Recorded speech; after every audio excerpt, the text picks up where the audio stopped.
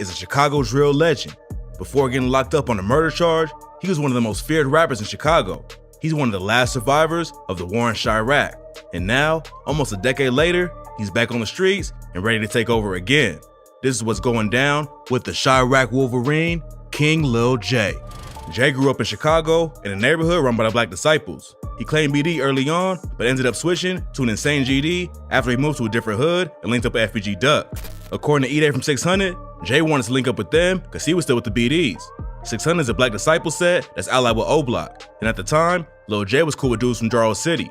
Jarrell City used to be close to O-Block and 600, but they started beefing later on.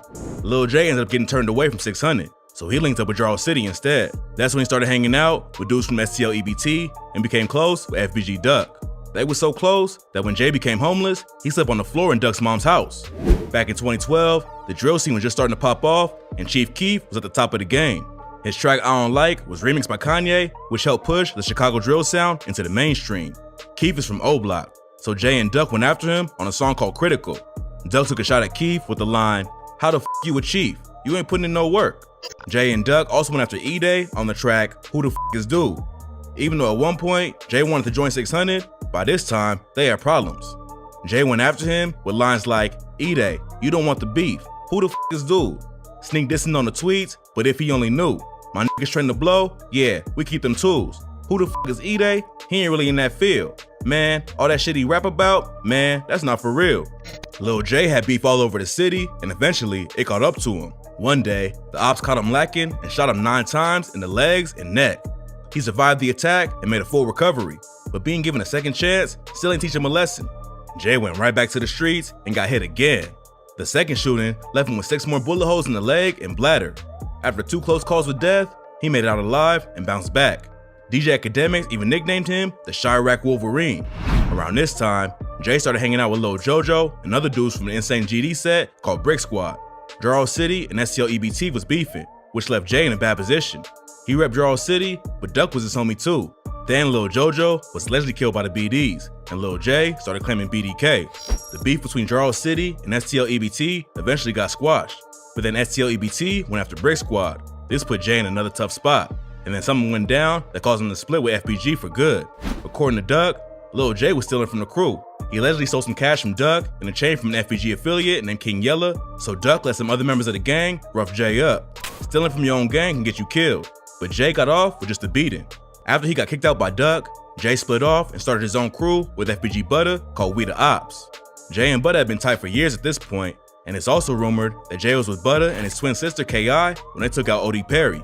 When Butta and Jay started We the Ops, the first dude they recruited was a blood member from out of town named Trub. What happened next would land Lil J in prison for 7 years and turn his best friend into his worst enemy. One night, Jay, Butta, and Trub went to buy weed from a dude named Jay the Kid. It ain't clear exactly what went down, but an argument broke out and the WTO crew left. Instead of just finding a new plug to buy from, they went to Trub's girlfriend's crib and picked up some guns. The 3 of them went back to Jay the Kid's place where they ended up getting into a shootout. Trub and Jay the Kid both got hit. Trub later died from his injuries while Jay recovered in the hospital. Jay the Kid got off on self-defense, but Lil J and Butta was both charged with murder. Even though they wasn't the ones who shot him, the police determined that they was the reason Trub was involved in the altercation. Jay had made all kinds of enemies in Chicago over the years, and going to jail meant he was surrounded by his ops. He got into fights all the time and was really going through it, but things was about to get even worse. First of all, his homies on the outside turned on him. Even though he wasn't rocking with Duck and the other FBG dudes like before, he still expected them to call and check in or put some money on his books. At one point, him and Duck was real close, but when Jay went inside, Duck cut him off. The situation was already bad, but the worst was still to come. Butta and Jay were supposed to be holding it down together, but then Jay leaked photos of Butta signing paperwork in an interrogation room. Butta denied ever signing anything, but he did get out of prison early, which supported the rumors.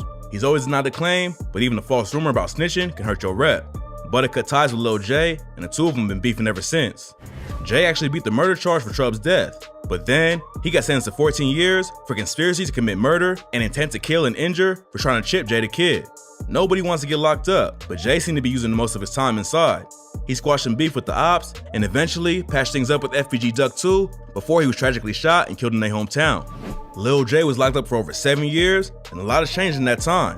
When he went in, the drill wave was just starting to pop off, but now it's everywhere. What started in Chicago spread all over the country. and now almost every major city has their own drill scene. Jay was there when it all started, but a lot of people have moved on while he was away. Jay seemed like he chilled out in prison and wasn't gonna hop out and start taking shots on wax. Plus, hip-hop moves fast, and coming back to it after a 7-year break ain't really a recipe for success. Most fans thought that going away for that long would kill his career for good, but once again, the Chirac Wolverine bounced back and proved everyone wrong. 1 week after he got released, Jay dropped the track First Day Clout and announced to everyone that he was back and here to stay. In just a couple weeks, it's already racked up over 2 million views on YouTube, proving that fans were still interested in hearing his music. He starts the track off with, "The last disrespected Tuka ass got smoked. I put a 6'4" and 2 backwoods, you know it's Vaughn what I blow. I can't go out like T-Roy, I won't die in no stove." Then later in the track, he takes shots at FBG Butta for snitching on him and his mom with the lines, "They said I flip, how that sound? Shorty snitched and move out of town. Here go that black and white, gave statement and plea agreements. That told I had to fight for my life. He put the case on my mama on duck, I wouldn't lie."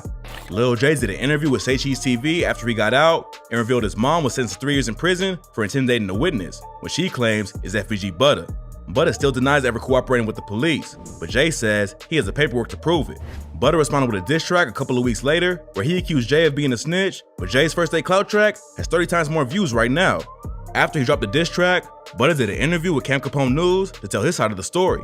According to him, the paperwork that Jay has ain't even real. That paperwork, that shit fake, man. Oh, bro, look that shit up. Our case files are sealed. He also claims Jay only leaked the photo of him in the interrogation room to distract everyone from rumors circling around that Jay is gay. Butta also asks, how could he tell on Jay if he ain't even do anything? Trouble is the one who shot Jay the Kid, so Butta says there's nothing he could even tell the cops about. It's hard to say what really went down back then, but no matter what actually happened, it turned Butta and Jay into ops for life. FBG Butta ain't the only op that Jay still has beef with. Right now, Lil Durk is one of the biggest rappers in the game, but he and Jay been at each other's throats for over a decade, and it don't seem like that's gonna change anytime soon. After Jay was released, Durk hopped on Instagram and implied that Jay snitched to get out early. He wrote, "Send me that shit of dude from the rack telling so I can post it. Crying laughing emojis. Hurry up." The beef between them goes all the way back to 2012, when Durk dropped the track L's Anthem and rapped, "Brick Squad, I say f*** 'em. We'll go roll with 'em, so f*** 'em." Jay was tight with dudes like Lil Jojo from Brick Squad, so he took the diss personally. Over the next few years, they sent shots back and forth in songs and on social media, and at one point, Jay challenged Durk to a boxing match, but he got locked up before they could throw hands. Jay squashed some beefs while he was locked up, but Durk is still a major target for him. He addressed the snitching accusations on First Day Clout, then took shots at Durk's dead brother D-Thang and his homie King Von. He doubled down a few days later on the track #Facts, dissing D-Thang and Von again and calling out Durk for not getting back. Jay rapped, "Hop up out the bushes like D-Thang when he got whacked. Lil Von was loafing out of town and he caught one to the chest.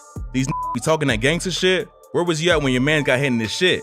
The real question is, what you gonna do about it? You gonna stay out of town and hide like a b-?" Jay don't have any love for Durk, but in the interview with Say Cheese, he gave props to his success and said, I salute him though, man, you know. It is what it is. I'm the face of this shit though. Taking the crown from Durk won't be easy, but Jay's already off to a good start. After First Day Clout, he dropped Bars of Clout 3, which has over 1 million views on YouTube. Then he followed that up with the tracks #Facts and Squad. If he can stay out the streets and focus on his music, Lil J could reach the top of the industry. No one expected him to come out and put up the numbers he's doing right now, but he's proven that the time in prison only made him hungrier. If he don't get caught up in any street activities, there's no telling how far he could take it.